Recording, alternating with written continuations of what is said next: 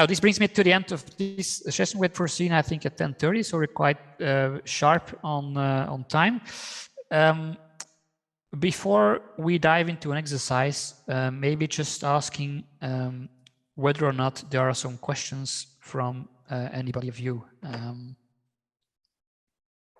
If this is the case, feel free to shoot. I saw that there were some questions in Slido and one question in the Zoom chat as well. Okay. I will quickly check the chat.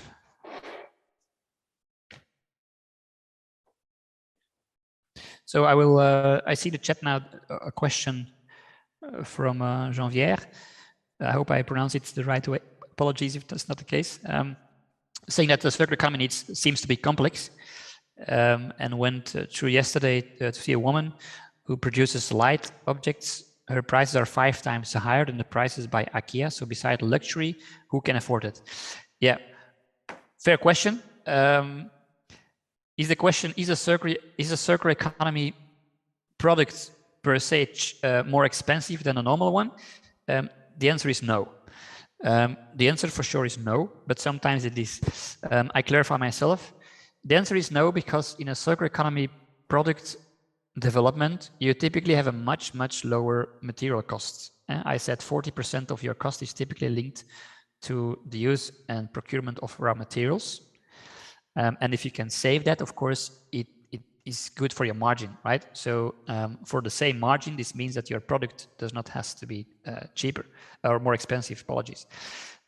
So it's not per se always the case that this product is more expensive, but you're right, sometimes it is. And then an interesting number here to put on the table is 15%. And this is the number where international polling to customers like you and myself, ordinary people that buy stuff, appears that people want to or are willing to pay 10 to 15% more for a product that is certifiable or really greener.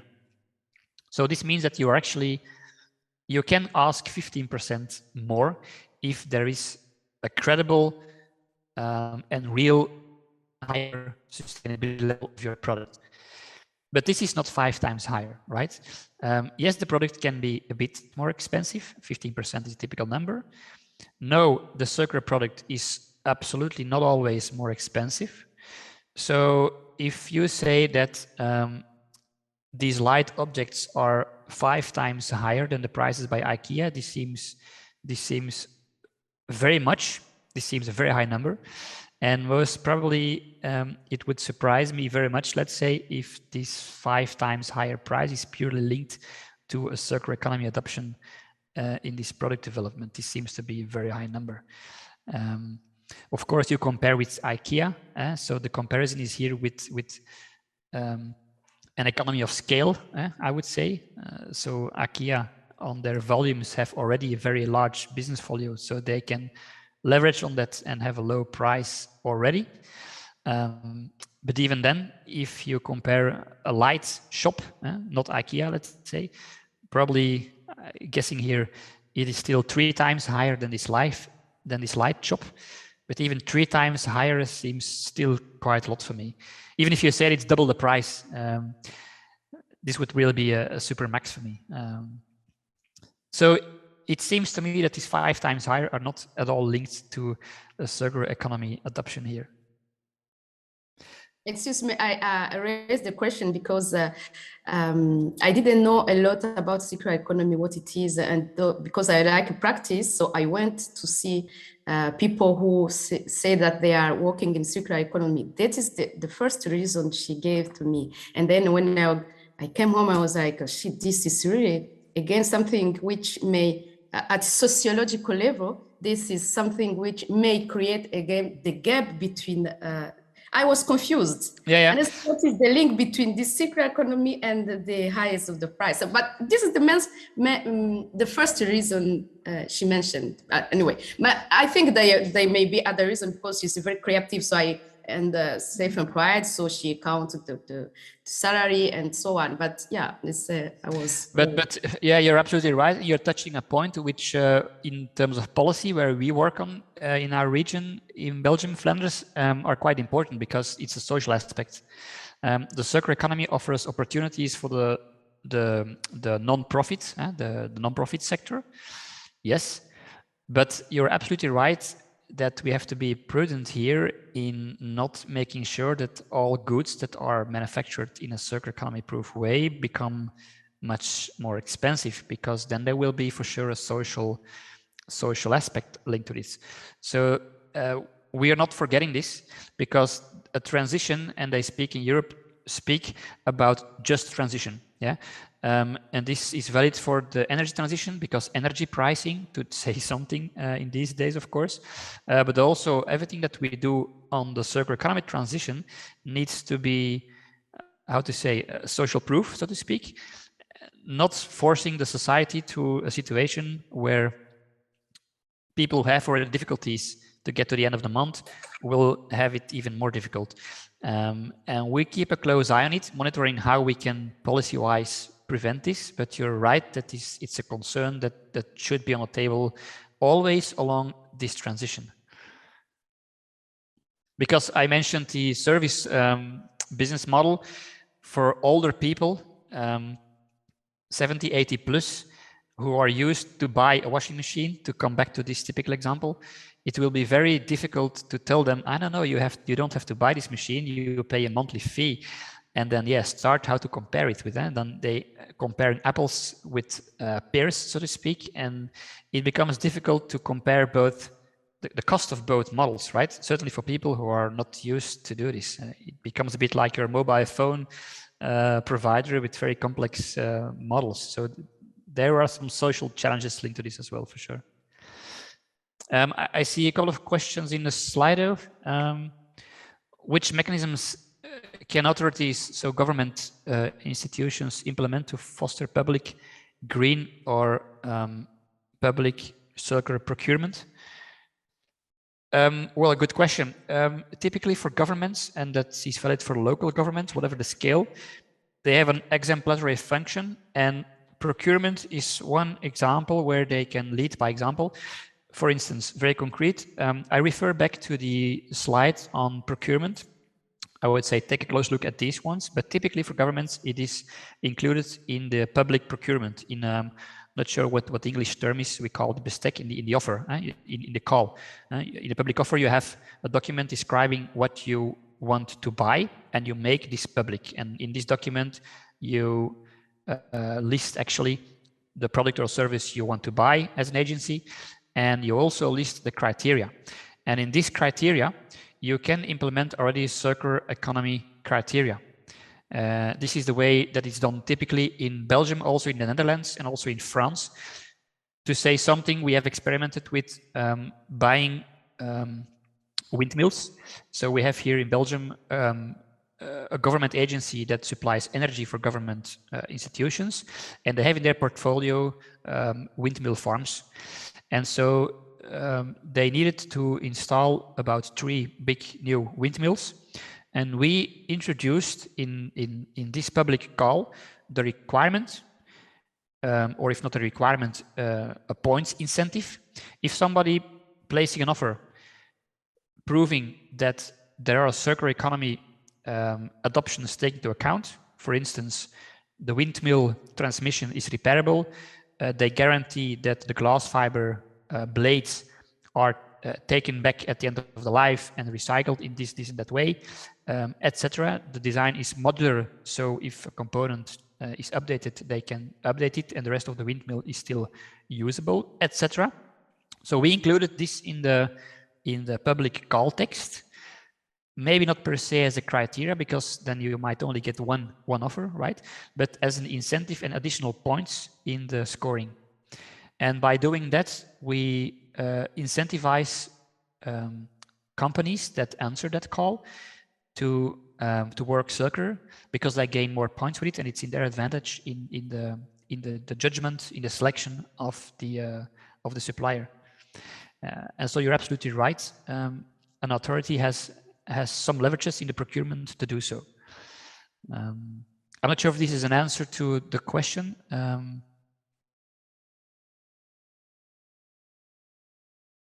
I see another question on the role for academia. And more precisely, the state of the current curricula, if this would be sufficiently geared and in shape to this circular economy evolution. Well, the question is twofold. Which role do I see for academia? Well, it's an important role, right? Ideally speaking, the circular economy should be adopted in every education trajectory within, yeah, as soon as possible, I would say. Which means that, and myself, I work quite intensely on this with education trajectories, and I see that it is running. So the economics are economic directions, economic students are doing this, specifically translating circular economy, what that means for business-oriented students. So this happens. An education traject here we also support with people designing furniture. Also do this, but in a different way. So again, they start from what is a circular economy, and they make the translation themselves on what this means for their specific education traject. And we guide teachers and lecturers to explain them and educate them on what is a circular economy and how this can be done. And then they translate for them specifically for their domain, their education traject, because it's very specific most of the time, what this means for their education work. And that's interesting. By the way, with Circular Flanders, we will launch a development of a specific MOOC, so an online module specifically for education professionals, where we will give the pure know-how of circular economy, but also add this up with tools that education professionals, teachers, lecturers can use to make this translation then for their own education work. So this is coming up.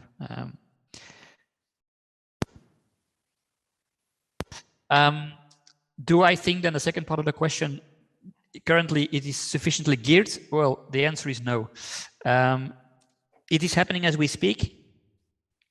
So a lot of education schools, universities are today transferring or implementing the circular economy in a lot of education trajects. It is happening.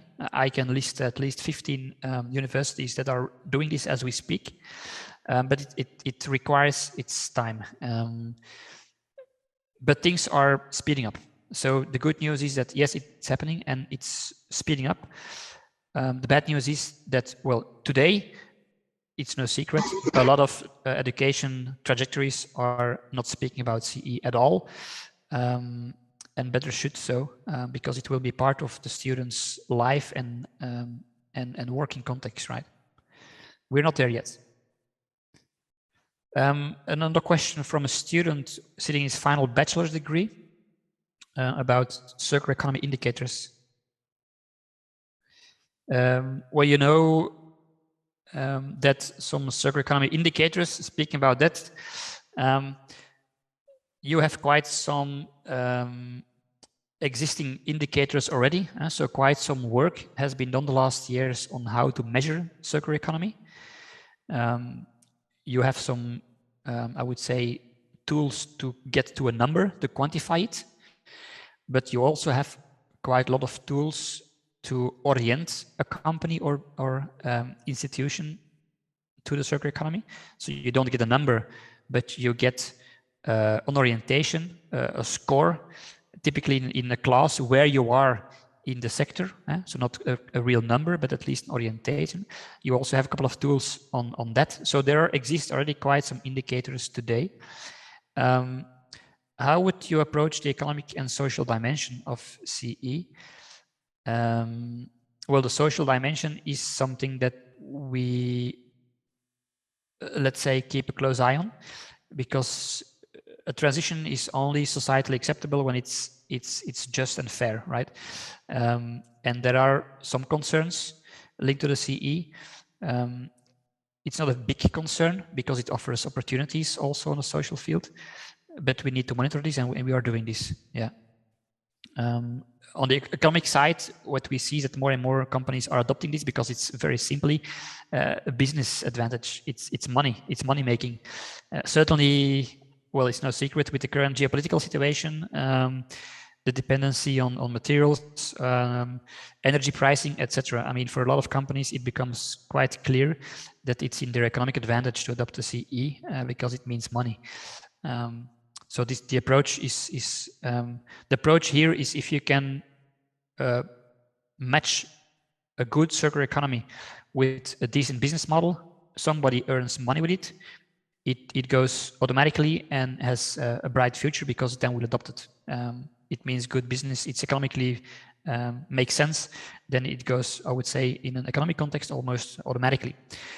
So therefore, the importance of doing your homework and making sure that the business case is round and sound, and financially you're not losing money. It's an advantage. So we approach the economic dimension of CE really as the way to prove to companies that it's a strategic and a competitive and economical advantage. And we believe this is really the way to do so, because then it will be adopted and in a society with impact at scale. We want to go further than only the believers, so to speak. The question on how I would approach the social dimension in SMEs, well, I don't think it's a special different with what we said in a minute. An SME is different in a way that probably the way you implement is probably on a scale which is a bit more prudent, a bit more smaller to start with, because cash-wise, typically it's a different situation than big corporates. We're not talking here about startups. I think we might have a radical new idea to break on the market. So for SMEs, I would say you have the advantage of being able to move agile very quickly. So looking at the circular economy diagram, and we will see in a minute the exercise linked to this, start small, get yourself informed, and define a short and long-term action that you could adopt and think about in your SME, and get a small first action and realize this very concrete and small. And once this goes, you get some confidence, and you can scale up to a bit more complex action later on. For the social dimension,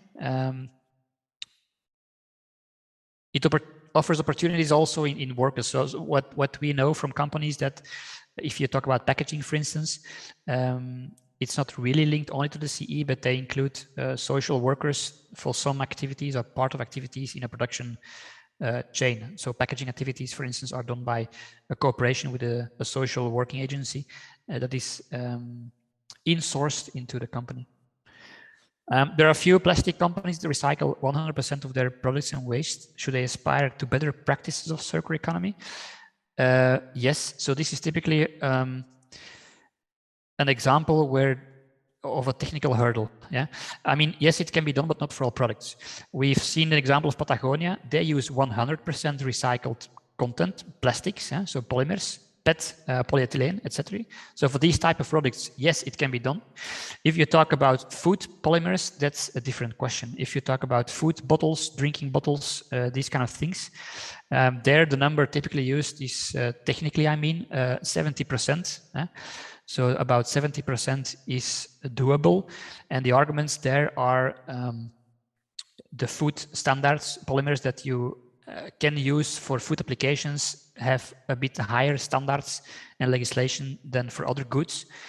So there we are not yet at 100%. Will we see this? For sure. Coca-Cola and other big corporates are already working towards a close to 100% recycled bottle, and I'm sure this will be technically there. The eventual technical hurdles, they will be solved very quickly, and I'm not afraid at all that this will be the case. So yes, we should aim for 100% recyclability. Their aspiration is already to go to this 100%, but there are some technical hurdles that need gut feeling 2-3 years to solve really, and then we are going to this point. Another question on the role of employment agencies to foster this transition. Yeah, that's a good question. I think it's, well, there's two sides of this, right? So the first one is today you have more and more easily access CE courses. I mean by that you have quite some MOOC, some digital courses, some training courses, where I think that people who follow this course, and it's almost free sometimes, and if it's not free, you talk about 35 euros, 30 euros for a certificate that you get that you follow this online course on circular economy. There exists a number of possibilities. If people looking for work can show that they have this, they have followed this course, I think for sure it's an advantage. It's an advantage. Again, solutions exist, and while looking for work, not only languages, but also some affiliation with circular economy, showing that you are aware of this trend, can offer for companies for a future work prospect an advantage. And like I said, these courses are not expensive anymore.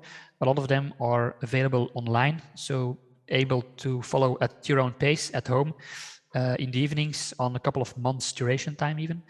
And they are very democratic, like I say, 30 euros if you want a certificate. And then this is always nice to have a certificate because you have a formal proof that you followed this course. Is certainly an option for people looking for work, and guiding those people while looking for work on or towards these training courses is absolutely for an employment agency a way to prepare people looking for work on this evolution. Yes. Apart from the fact, and this was the second point here, the second side is that I do expect that jobs will be created specifically linked to CE. So even knowing that people, or otherwise people will have a job in repair, for instance, without knowing their work in the circular economy, right? It's not always explicitized as a job in the circular economy.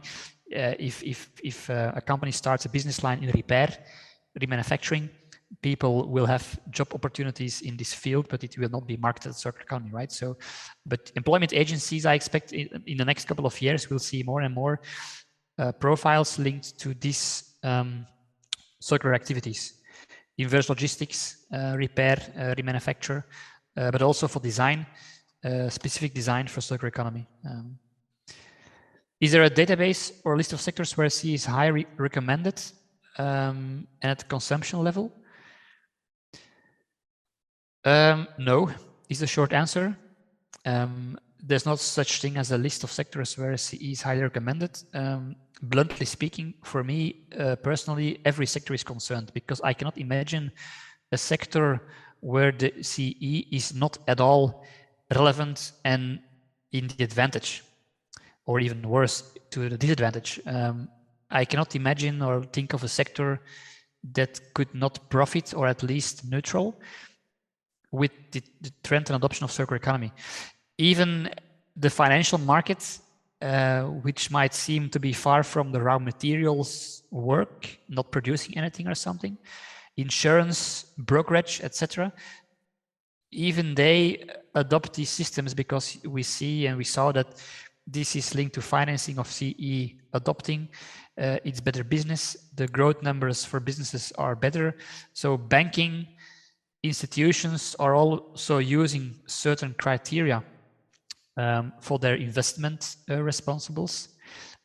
Even last week, we had a session here at Circle Flanders with the banking system on certain criteria that they will adopt, circular economy criteria, in their financial checklists to invest in companies. Like we said, your life will be much easier if you do this for investment and funding. So even in this sector, the CE is relevant. So I cannot think again of a sector where it's not or is a disadvantage. That's not the case. But there does not exist an off-the-shelf list of sectors where this is highly recommended. If there should be a priority, of course, this is a priority, but this is more policy-wise in sectors where the material usage, the raw material usage is high and combined with materials that are critical, right? Thinking about the map of Europe and the critical materials. So if you think about the green transition, EVs, electricity, battery systems, well, this will be typically a sector that is priority on a lot of policy fields, also in Europe, by the way, because it is and critical materials and material intensive. So this is and linked to an energy transition, which we urgently need. So this is for sure a sector that is on top of the list. Companies talk about change management, social responsibility, etc. And then the question there is, where should the circular economy stand? Yes, choosing is losing, as we say here. So the question is, do companies on their websites or visions, etc., mission statements, what should they put here? Well, what should I say? There's no clear answer to this. Companies can choose whatever they decide to work on the mission statement, as long as it is credible and tangible efforts are happening to get to this point. It's not greenwashing. The circular economy is a manner, is a way, a leverage, a mean to come to this point of being completely sustainable. There are other ways to become sustainable. Think about saving energy, buying only green energy, etc. Not per se linked to the circular economy. Therefore, we say that the circular economy is a leverage and one important, but one way to come to a sustainable business practice in the future. We saw the link with climate, about 40% of the greenhouse gas emissions linked to material processing and extraction. So we know that if you work on a circular economy, you automatically improve on your climate footprint in greenhouse gas emission terms.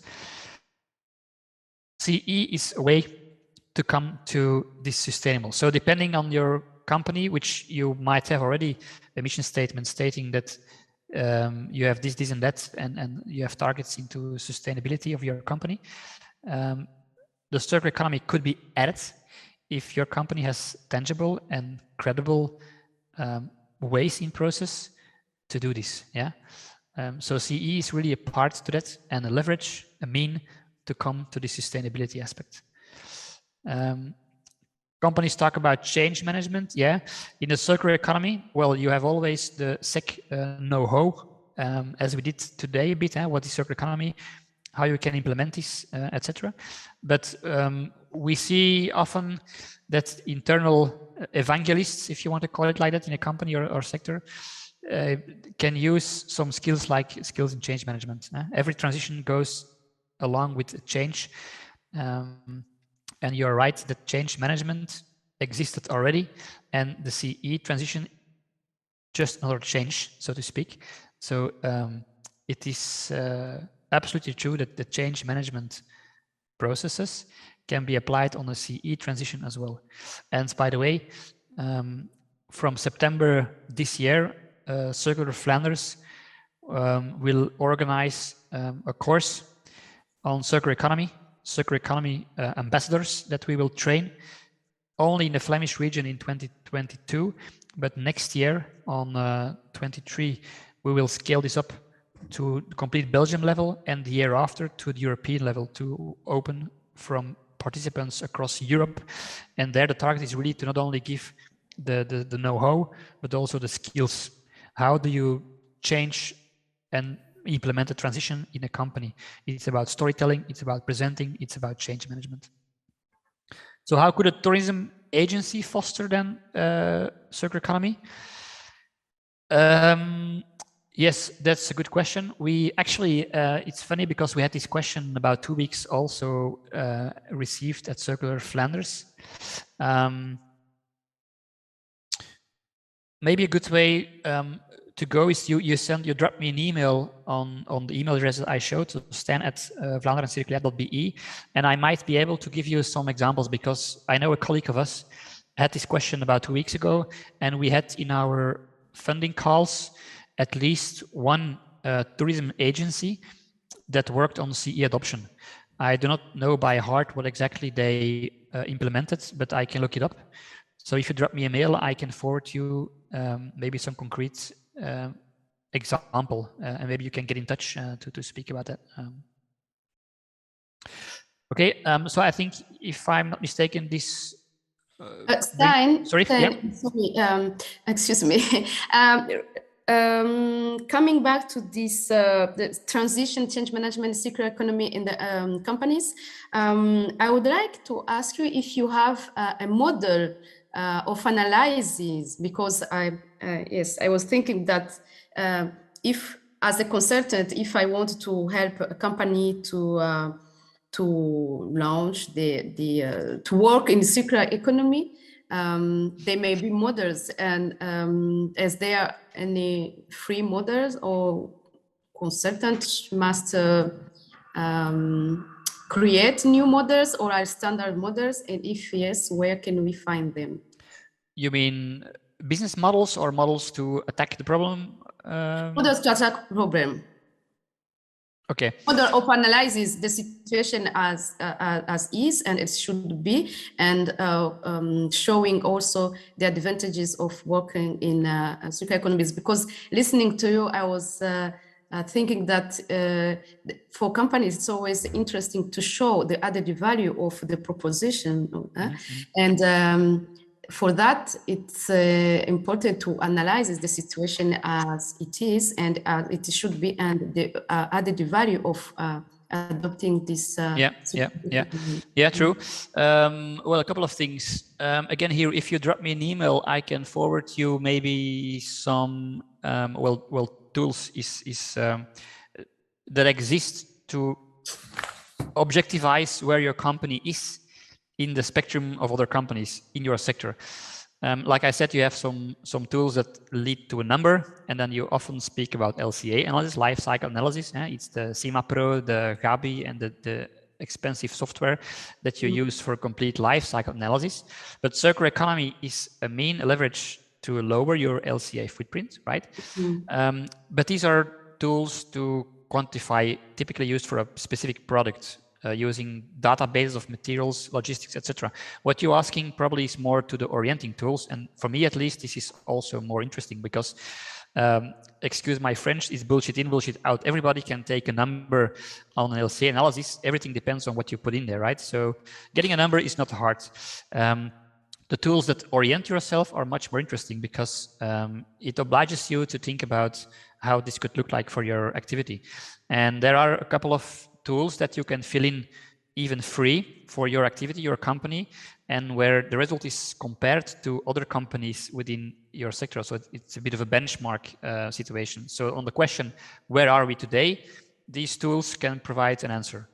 On the question, which models exist to tackle and get started, I would say, and this is an exercise we would like to suggest in a couple of minutes, is very easily use and start from the butterfly diagram, knowing which value streams you can implement in a circular economy, also including design and eventual business models. Design, speaking about which materials you use, do you use recycled content, etc. And then the different value streams that are visible on the diagram.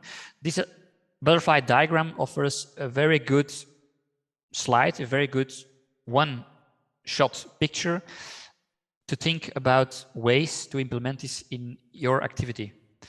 And then you will come across some questions, and there exist other things that you can discuss and deep dive into afterwards. But first, everything starts with thinking, what concretely can this mean for my activity? And the butterfly diagram is a very easy, not complex scheme to guide your thoughts and see how this can be used in your company.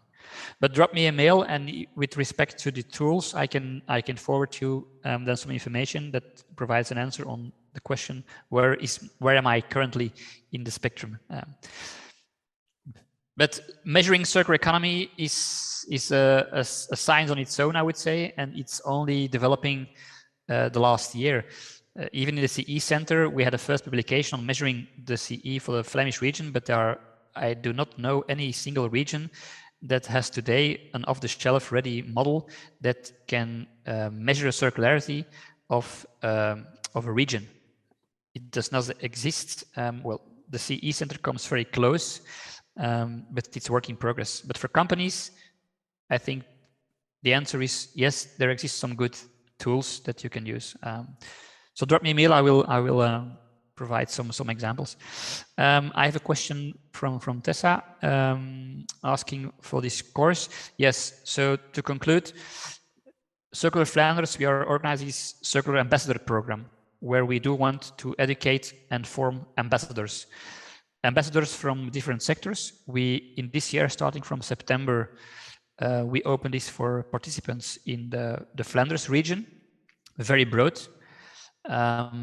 In next year, we scale up to Belgium, and then the year after to participants across complete Europe. Can we sign up yet? No, not yet. The course starts in September. We are currently preparing this. If Tessa, you're interested, feel free, I would say, to follow us on LinkedIn. Because for sure, once the subscriptions will be open, it will be posted on the LinkedIn feed, and then you can easily subscribe and apply. So I would say this is an easy way to keep an eye on it. If not, or you fear that you miss it again here, note in your agenda to drop me a mail somewhere in August or something, and not to be sure to miss it. But a LinkedIn feed following, it will be there for sure announced. Yeah, so starting in September. Okay, very good. It's 11, a bit past. We have on the agenda actually, of course, a break after this run from 9. I think everybody can use a small sanitary break. We would like to have the break a bit longer than only the sanitary break. We have suggested actually half an hour. Well, this would bring us a bit longer than the 11:30 endpoint. Not sure if this is a problem. For us, it's okay, because after this break, it's not only a break, we would like to give you about 20 minutes to use the butterfly diagram, and maybe Miguel, we can share this presentation again, so to resume the homework if you want. The question that we would like to think about with you is, what does the knowing what you know and having seen what you have seen, using the circular butterfly diagram as a guide for your thoughts, how can your company or your sector, in your activities, what you do in a daily job, what can this mean for me? How can I adopt this circular practice in what I do today? And think about this and formulate at least one short-term initiative and one long-term initiative that is a bit more radical. And we would suggest that each of you along the break thinks about this and formulates this. And then afterwards, we have another 50 minutes Q&A to conclude the session. So if you have some questions after this exercise or additionally on the session we had today, feel free to drop them in this session. So I'm not sure, Yip, and the rest of the participants, well, we initially foresaw to run until 11:30, but if it's okay for you, we can give you this 20 minutes until 11:30 now to have a break and a small preparation. And then from 11:30 to 11:45, we can have another 50 minutes round for Q&A based on this exercise. What we cannot do, and the set is take a look at each of your exercises individually. I hope you understand, but we find it worthwhile today to think about what this can mean for your activities, one short, one long term, and use the butterfly diagram and what you've seen as a guide for your thoughts. And if you have questions, well, we have time within 50 minutes to answer at least some of them. and eventually, of course, later on, if you would like to have some guidance or something on implementing this in your activity. So I suggest a break until 11:30, and then we'll think about this exercise and come back at 11:30 with a 15-minute Q&A round again to facilitate this. All right? Have a great break. See you in a minute. Thank you. 11:30.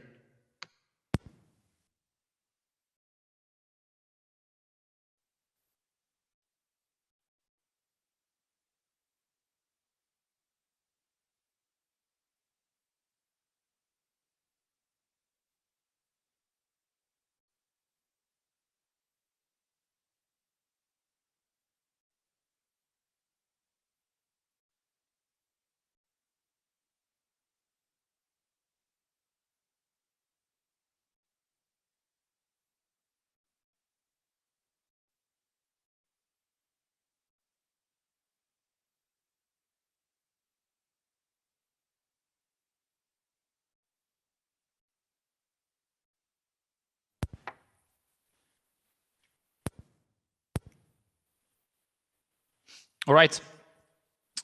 Hello again to all of you. 11:30, I hope you had a chance to get a quick coffee or something else, a small break, and then have used your brain power to draft the strategy plan for the next 10 years of your company and institution, or let's say at least a tangible action for your activity on the short and long term.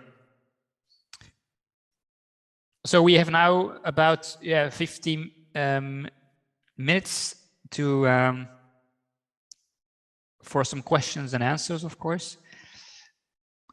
We are switching to the Slido and the questions. Yeah.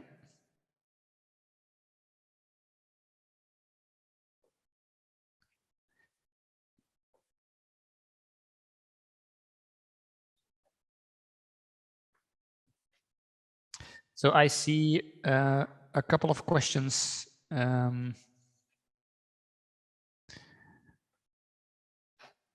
Or not, they...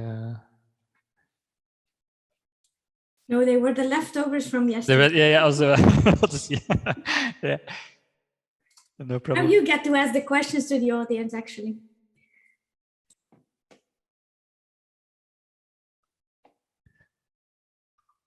Okay, so did you succeed in getting some actions? Maybe somebody wants to share an example of either a short or long-term action that you came up with. Maybe you want to share one of the examples that somebody of you think on. Feel free to turn on the mic and explain how you're going to do this and share this. Or does anybody has the clear will to do something, but maybe... Well, I volunteer. Tessa raised her head as well. I was thinking maybe we can start, if people are a little bit frightened to take the stage, then we can start with what Eurada could do, in fact. Maybe Tessa and I can explain it a little bit. What I was thinking was that in Eurada, we fly quite a lot. And it is kind of a difficult issue because the European Union often obliges people to be there in person. So Eurada could probably think about more sustainable ways of travel, I would say. But if you consider, for example, office materials, I think the example of Philips lights could be very interesting. So leasing the light system would be a good option, but I just started, so I don't know if I can make these suggestions, but I'm just brainstorming a little bit. And also I was thinking in laptop wise, maybe there are more circular models that would be available that we could use. And for example, also the cell phone that you talked about could be an option to Eurada, if from my perspective, at least. Maybe I missed something that Tessa has a better grasp of than me. No, I had the same ones yet already. Actually, we are implementing a little bit of a sea practice in the sense that we're already buying refurbished IT material, thanks to our director. So I think that this is a good thing. And otherwise, myself, I am responsible for daily purchases, and I never really took the time to properly consider or research the material that we are buying, going from, I don't know, hand sanitizer to coffee for the office, or even cleaning detergent. But I think that even that I should start considering. So it's a pledge. To my colleagues, from now on, you will have more sustainable coffee. Yeah, you have a big power in procurement for sure to take some action. Indeed, yeah, you mentioned IT refurbished company or cell phones. Indeed, furniture. You have solutions for furniture as well. Also in Brussels, by the way, solutions. So this might be an option as well. But indeed, in the procurement field, this might be maybe a less radical but eatable step of a first couple of measures and actions. Yeah, thank you. I also saw that there was a question in Slido, so maybe I will just share my screen. Yes, there we go. Yeah, Beatrice, thank you for your question. Can circular economy practices be implemented in the university? Yeah, and in two fields. So the answer is absolutely yes. And then yes, in I would say two branches at university. First of all, in the education content. So in university, some courses are taught, and whatever that course or trajectory is, whatever specialty, being technical, economics, business, social, etc., there are ways to include circular economy measures in your education trajectory. I mean, in the curriculum content, really. So that's the first way to do so. The way to do this is, well, you have how to say different levels of going here.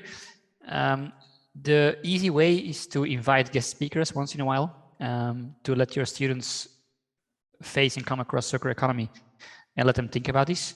That's the easy step. The more impactful step, a bit more difficult, is that you educate your lecturers or teachers on the circular economy themselves, so they can make the translation themselves and anchor the circular economy really in the different lecturers' content, in the course contents. That's far better, more impactful, because then it's really integrated in the curriculum. But this means that your teachers, your professors, your lecturers need to be educated first via a course or a lecture or whatever. Yeah. And this is more impactful, better, but requires a bit more time. So the easy work is to have a guest lecturer or something, or via a temporary project, for instance. Sometimes you have the room in an education project to have a temporary project, not a master thesis or a bachelor thesis, but sometimes you have a week of project work, and then you can work around the circular theme.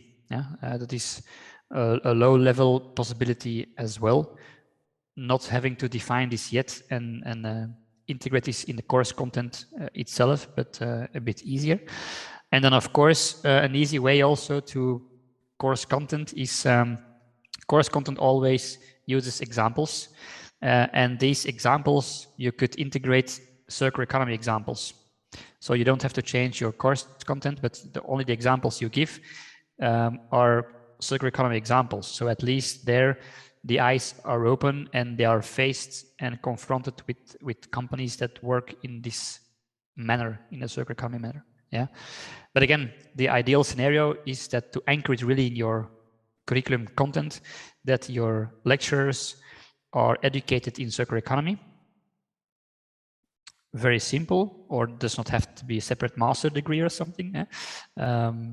And then can translate for themselves in their respective courses how and what they change and implement, and really integrate this into the course. And this is the most impactful and ultimate way. What we also try to push universities to this approach. But I realize this requires some work, and in the meantime, simpler solutions exist by integrating simple CE examples in an existing course, using CE as temporary project cases in a 1 week or a couple of days project work. Take a CE case then. And thirdly, invite thematic speakers, for instance, on CE, to have a guest lecture on this, for instance. That's the first educational aspect of university power. The second one is very simply linked to the university as a company. Also, university procures items, buys material like IT material, certain goods that a university procures, and also in the university procurement policy, you can for sure change and add circular economy criteria, procure in a circular economy way as university. So this completely separate from the educational aspect. If you treat the university as an economic entity, which it is in the end, also buying goods and materials, you can also adopt some circular economy measures in this procurement behavior, so to speak. And in the end, the university is also judged to be, or expected to be, or to have a leading example for the community and certainly for the students. So I would expect that giving the good example as university is also important towards the population of your students, right? Now, what could companies that are polluting in their activities, such as airlines, do to become more circular? Yeah, thank you. Well, as an aviation engineer myself from my past, I know something about this. The European air traffic is actually responsible for about 3% of the global or the greenhouse gas emissions. So although the number is small, if you take a look at the share in the transport sector only, it's about 15 to 16%. So yes, airlines, well, it's a polluting activity. It's not otherwise. It's not. It's like that. The thing is, within aircraft, they have become a lot more greener compared to the years 2000. Within European research, I can say that the aircraft, as we speak and as we see flying in the air today, they exhaust about 60% less CO2, about 40% NOx, and at least 50% reduction in dB, so in decibels, in sound, in noise reduction versus the years 2000. So there is a massive reduction of noise, CO2, and NOx footprint of the aircraft. Is that good enough? No. The aircraft has become much, much more greener. But if you take a look at the latest European report on the footprint of aviation, although the aircraft has become, what is it, in total about 25% globally greener, the net exhaust of CO2, of greenhouse gas emissions, is 16% higher. And how is that coming? Very simple. There are much more aircraft in the air. So the greening aspect of an aircraft becoming more greener is unfortunately completely offset by the higher number of airplanes in the sky, leading to a net increase of 14 to 16% in Europe. And that's a problem, of course. What could companies do, like airlines? A number of things. KLM, for instance, in Holland, they work very closely with the Dutch railroad agency in deleting all transportation, all flights below 400 kilometers distance. Some go even further. But in aviation terms, the 400 kilometers is a bit of a threshold. Everything below you can easily do by train. And so KLM has worked with a railroad company in Holland to replace those below 400 kilometer flights to a train solution. And they have economic cooperations, incentives for passengers to take the train, and they are aligned on each other. So this is very, very good and the way to go. So taking an aircraft, airplanes will not disappear, but we should reserve it for let's say the transports that are really required, and everything below 400 kilometers is a distance where you do not require an aircraft for. So airlines, this is something that airlines could do themselves. What could airlines do on top of that? Well, it's the fueling, of course. You have a whole system of fueling. They evolved from kerosene to sustainable aviation fuels produced by algae, capturing CO2 as well. So there are a number of possibilities on that as well. Of course, in their procurement behavior, like any company. And of course, at the end of the life cycle, when they get rid of their aircraft, do this in a proper and better way than today. So there are a number of things, surely, that airlines can do to become more circular.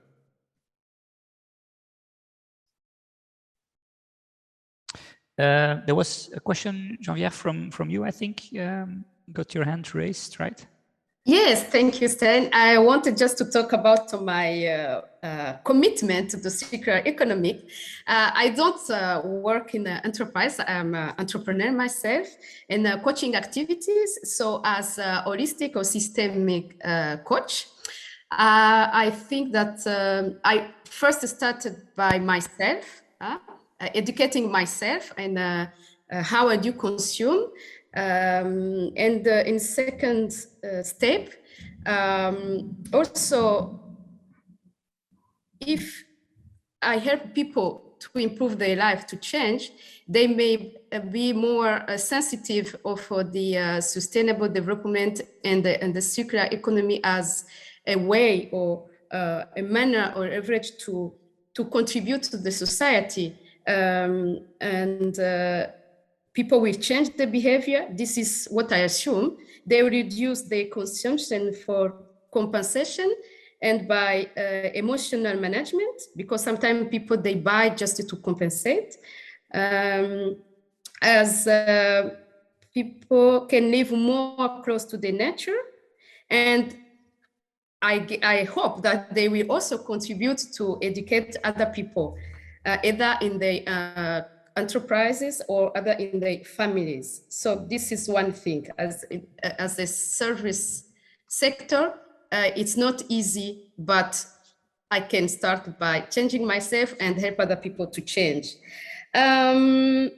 Second thing is about is linked to politics in Africa. I saw the map with the raw materials which come from Rwanda, Congo, South Africa. And I had a question on my mind. Many people live from the revenue of the raw materials. So if we change our consumption in Europe, in the future, there may be maybe a lack of job for those people. I don't know how politically the agreements are made between countries, between companies and the countries, and how the development cooperation is linked to. It was really very complex in my head. So in 5 years, I would be interested to work with young people, especially women or young girls, and to make them more sensitive, and also to use these terms of circular economy in simple words, because the presentation you had today, for me, it's a presentation for academic people. I don't see how I can